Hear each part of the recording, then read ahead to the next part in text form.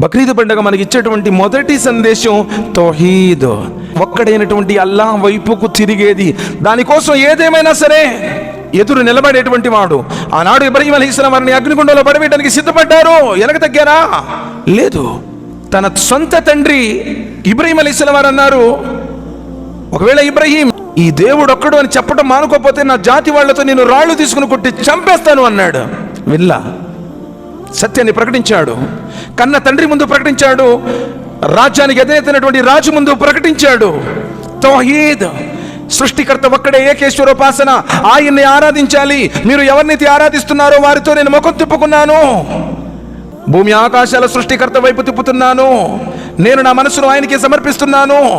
కుల్ ఇన్న సలాతి వ నుస్కి వ మహ్యాయ వ మమాతి లిల్లాహి రబ్బిల్ ఆలమీన్, నా జీవితం కానీ, నా మరణం కానీ, నా ఉపవాసాలు కానీ, నా మొక్కుబడులు కానీ సమస్తం ఆయన కోసమే, లిల్లా, ఆయనకే ప్రత్యేకించుకుంటున్నాను.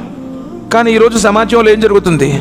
మేము షిరిక్ చెయ్యంలే, కానీ కాకపోతే సంవత్సరానికి ఒకసారి మట్టికి ఆయన దగ్గర పోయి మా పిల్లగాడికి గుండు చేయించుకొని వస్తాము, 2 పొట్టేళ్ళు పెట్టని చెప్పేసి ఏ అజ్మీరో లేకపోతే ఇంకో ఫలానా దగ్గరకు వెళ్ళేసి చాలామంది వేరే వారి పేర్ల మీద జిబా చేసేటువంటి వాళ్ళు కూడా ఉన్నారు. చెల్లుబాటు కాదు.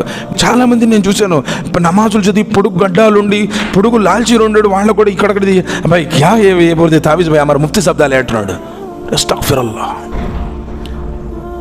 इसमें क्या भी नहीं है, सिर्फ ఖురాన్ ఆయిత అంటున్నాడు. ఇది కట్టుకున్న కాడి నుంచి మా వాడికి మంచి సంబంధం వచ్చింది, ఇది కట్టుకున్న కాడి నుంచి మాకేదో లాభం జరిగింది అన్నావంటే నీవు తౌహీద్ నుంచి తప్పిపోయినట్టే. అల్లాహ్ దృష్టిలో ఈ సృష్టిలో అన్నిటికంటే ఘోరమైన పాపం ఆయనకు సాటి కల్పించడం. కారణం ఏంటి? విశ్వాసం, దృఢమైనటువంటి నమ్మకం. ఇస్లాం ఇదే మనకు బక్రీద్ ఇచ్చినటువంటి సందేశం. మొదట మనిషి ఏకేశ్వరోపాసకుడై ఉండాలి. జాతిని కానీ, కులాన్ని కానీ, మెజారిటీ పీపుల్ని కానీ, సంఘాన్ని కానీ, వాళ్ళు ఎలా చేస్తున్నారు వీళ్ళు ఎలా చేస్తున్నారు వద్దు. ఒక్కడైనా సరే, ప్రపంచంలో ఒక్కరోజు బ్రతికినా సరే అది తౌహీద్, ఏకేశ్వరోపాసన కలిగి నీవు చేస్తే నీ ఆచరణలు స్వీకరించబడతాయి. లేదు అంటే నువ్వు చేసినవన్నీ కూడా బూడిద పాలైపోతాయి. బక్రీద్ మనకి ఇచ్చినటువంటి సందేశంలో మొదటి సందేశం తౌహీద్. తౌహీద్ లేకుండా ఏది కూడా అంగీకరించబడదు, ఆమోదించబడదు.